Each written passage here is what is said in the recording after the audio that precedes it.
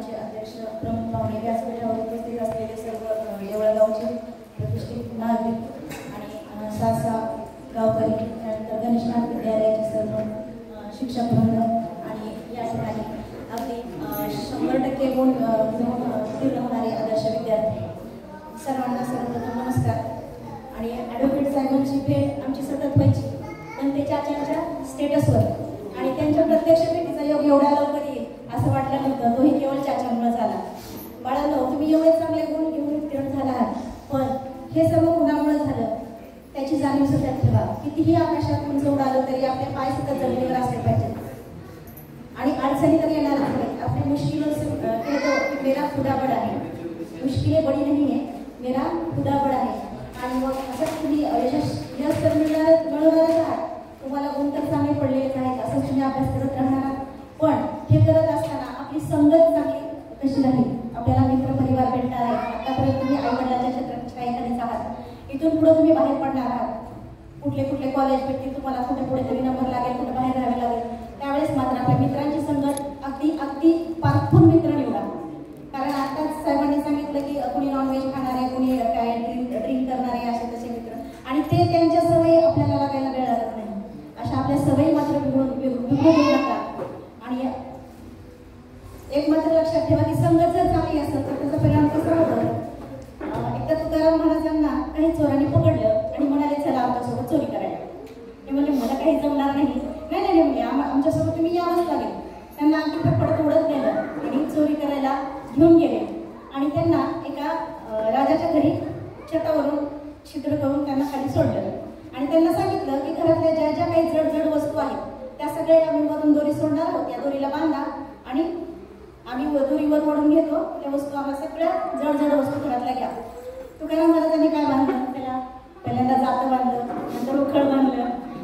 मग ते थोडं गोंधळ झाला. हे असलं द्यायचं असतं का नाही, म्हणजे जड वस्तू म्हणजे सोने चांदी ही अशा वस्तू दे.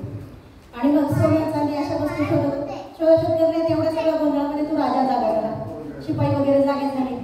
आणि मग जेव्हा त्यांनी समोर बघितलं आणि प्रत्यक्षात तुकाराम महाराज माझ्या घरी, त्या एवढा आनंद झाला. अरे बापरे, काय करावं काय नाही, काय सूचना. आणि म्हणले नाही आता महाराज तुम्ही आता जेवण करूनच आमच्या घरून जायचं. म्हणजे पंचपक्वान्नाचं छान जेवण तयार केलं आणि जेवायला बसवलं.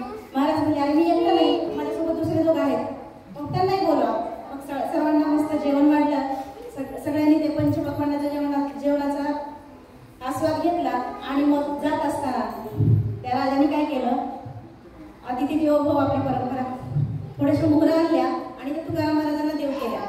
त्यांनी त्या काही स्वीकारल्या नाही. त्यांच्यासाठी ते माती समान होतं, त्यांना काही त्याचा हेवा नव्हता. ते म्हणाले मला काही याची गरज नाही, पण माझ्यासोबत जे दोघं आहेत त्यांना खूप गरज आहे, त्यांना द्या. म्हणजे संगतीचा परिणाम असा असतो की चांगली जर संगत ठेवली, चांगल्यासोबत राहिले, काय म्हणतात ढोळ्या शेजारी पोळ्या बांधला, तसं काम आहे. संगत चांगली ठेवली तर त्याचा परिणाम चांगलाच होणार आहे. याचे एक अतिशय उत्तम उदाहरण आपल्यासमोर आहे चाचांचं. काही शेतकऱ्यांनी त्यांच्या सहवासात आले, ते त्या क्षेत्रामध्ये चमकले, त्यांनाही पुरस्कार भेटले. आणि बाबासाहेब यशवंत यांचं तर गाणं अगदी मला विश्वासच बसत नव्हता की त्यांनी स्वागत गीत आणि प्रार्थना एवढी छान प्रकारे गायली. म्हणजे जो व्यक्ती त्यांच्या सहवासात आला तो अगदी घडला. जसं की लोखंडाला परिसराचा स्पर्श झाला की सोनं होतं म्हणतात, तसं चाचांच्या सहवासात आलेला प्रत्येक व्यक्ती त्या व्यक्तीचं सोनं होतं. कुठल्या ना कुठल्या क्षेत्रात तो चमकतो. आणि चाचांना त्या दिवशी मिळालेले पुरस्कार मी ऐकले. A4 साईजचा पेपर होता आणि त्या A4 साईजच्या पेपरवर त्यांना मिळालेल्या पुरस्कारांची यादी होती. तो पेपर पूर्ण भरला होता त्यांच्या फक्त पुरस्कारांच्या नावाने. आणि मी माझ्या भाच्यांना वगैरे किंवा चुलत भावांना जे कोणी मला शेती करणार भेटतं त्यांना प्रत्येकाला सांगत असते की अरे शेती करावी तर चाचासाठी. आणि असे व्यक्ती आमच्या शाळेचे अध्यक्ष आहेत, त्याचा मला खूप अभिमान आहे. पुन्हा एकदा त्यांचं खूप खूप अभिनंदन. आणि बघा आपली संगत चांगली ठेवा, एवढंच मला तुम्हाला सांगायचं होतं. आणि आईवडिलांचा सन्मान करा, त्यांना कधीही विसरू नका.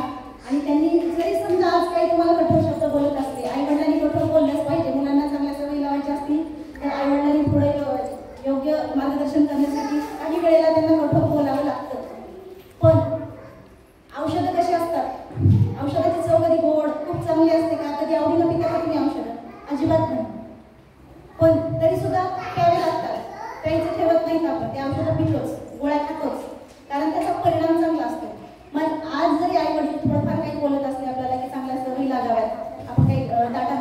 घेऊ नये किंवा आपले मित्र चांगले ठेवावे, याच्यासाठी जर आपले आई वडील काही बोलत असतील तर त्याचं वाईट वाटून घेऊ नका आणि आपल्या रागावर कंट्रोल ठेवायला शिका.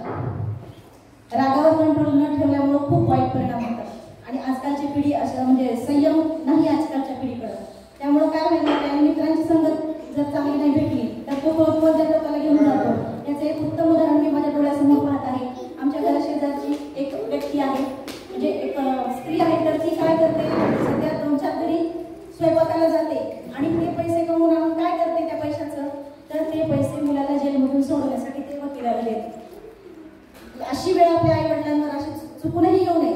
आपल्याला कळत नाही आपण कधी आपल्या मित्रांच्या संगतीत कधी वाहवत जातो आणि आपल्या संगती बिघडतात. तुम्ही एवढे चांगले विद्यार्थी आहात, पण तरी सुद्धा कधी कोणत्या टोकाला कोणती वेळ येईल आणि कोणत्या टोकाला घेऊन जाईल सांगता येत नाही.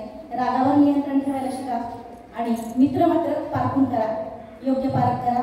अभ्यास तर तुम्ही करणारच आहात आणि कोणत्या तरी क्षेत्रामध्ये चमकणारच आहात. आपल्या गावाचं नाव महाराष्ट्रात नवीन देशात जसं चाचांनी झळकवलेलं आहे तसं देश पातळीवर आपल्या गावाचं नाव घेऊन जा. तुम्हाला भावी आयुष्यासाठी खूप खूप शुभेच्छा. एवढं बोलून विश्वरूपी मातेच्या चरणी नतमस्तक होऊन माझे 2 शब्द संपवते. धन्यवाद.